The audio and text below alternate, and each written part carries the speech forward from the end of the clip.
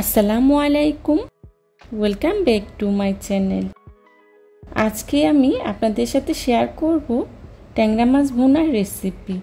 এই ট্যাংরা মাছটা অনেকেই অনেকভাবে রান্না করে থাকেন, তবে আমি যেভাবে রান্না করি আজকে সেই রেসিপিটাই আপনাদের সাথে শেয়ার করব।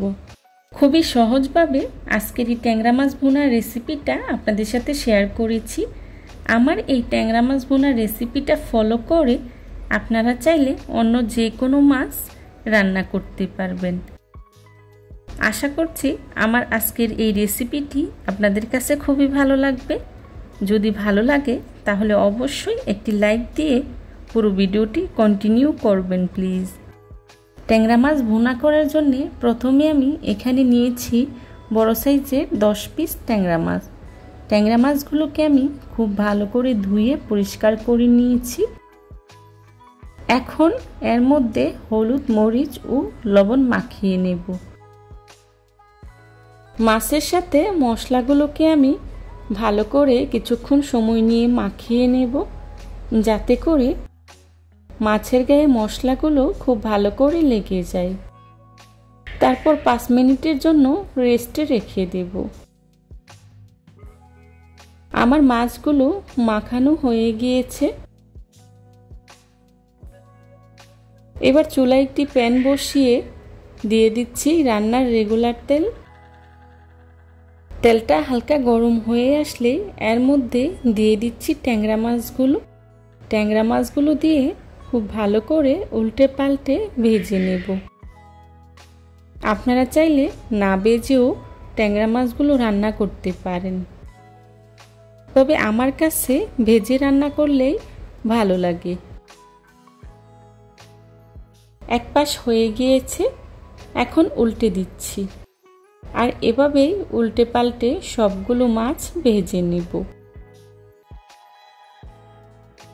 মাছগুলোকে উল্টে পাল্টে আমি খুব ভালো করে ভেজে নিয়েছি। দেখুন মাছগুলোকে আমি কি পরিমাণে ভেজে নিয়েছি। এবার চুলা থেকে নামিয়ে নেব।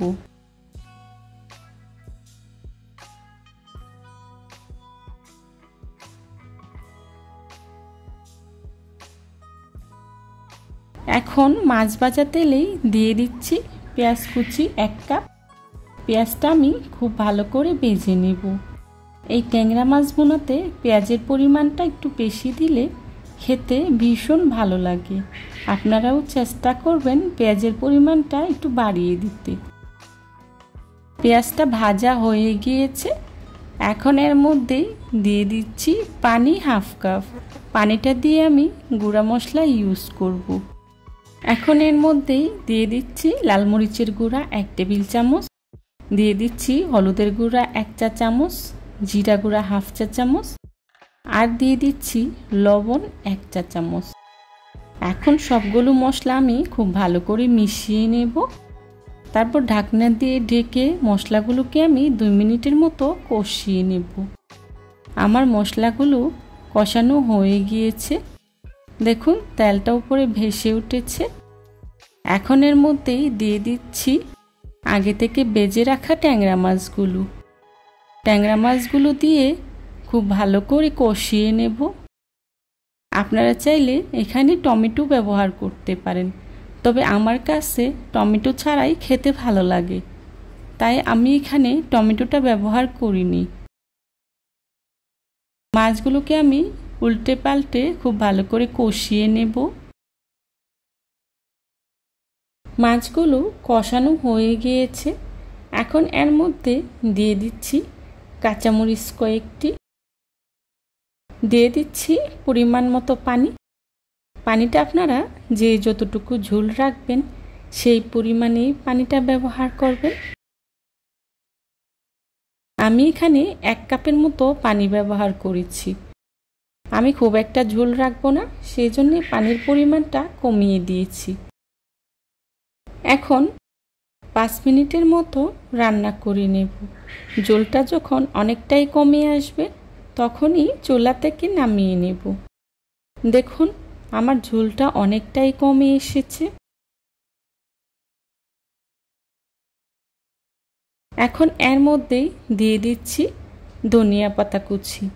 ধনিয়া পাতা কুচি দিয়ে 1 মিনিটের মতো রান্না করে নামিয়ে নেব। চেষ্টা করেছি খুবই সহজভাবে আজকের এই রেসিপিটি আপনাদের সাথে শেয়ার করার জন্যে। আশা করছি আমার আজকের এই রেসিপিটি আপনাদের কাছে খুবই ভালো লাগবে। যদি ভালো লাগে তাহলে অবশ্যই লাইক, কমেন্ট, শেয়ার এবং সাবস্ক্রাইব করে পাশে থাকা বেল আইকনটি অন করে দিবেন, যাতে করে আমি ভিডিও ছাড়ার সাথে সাথেই আপনাদের কাছে নোটিফিকেশন পৌঁছে যায়। আপনাদের একটি লাইক এবং একটি কমেন্টস আমাকে নতুন নতুন কন্টেন্ট তৈরি করতে অনেক উৎসাহিত করে। দেখুন দেখতে কতটা সুন্দর হয়েছে, খেতেও কিন্তু ভীষণ মজার হয়েছিল। হয়ে গেল আমার মজাদার ট্যাংরা মাছ ভুনার রেসিপি। এখন চুলা থেকে নামিয়ে পরিবেশন করব। আমার আজকের এই রেসিপিটা ফলো করে বাসায় একবার হলেও ট্রাই করে দেখবেন, আর কেমন হয়েছে আমাকে কমেন্টস করে জানাবেন। এই ধরনের সব ঘরোয়া এবং মজার মজার রেসিপি পেতে আমার চ্যানেলটি ভিজিট করে আসবেন প্লিজ। দেখুন আমি একটি সার্ভিং ডিশে সার্ভ করে নিয়েছি। যারা এতক্ষণ ধৈর্য সহকারে আমার ভিডিওটি দেখেছেন তাদেরকে জানাই অসংখ্য ধন্যবাদ। আমার পরবর্তী রেসিপি দেখার আমন্ত্রণ জানিয়ে আজকের মতো এখানেই বিদায় নিচ্ছি। সবাই ভালো থাকবেন, সুস্থ থাকবেন। আল্লাহ হাফেজ। আসসালামু আলাইকুম।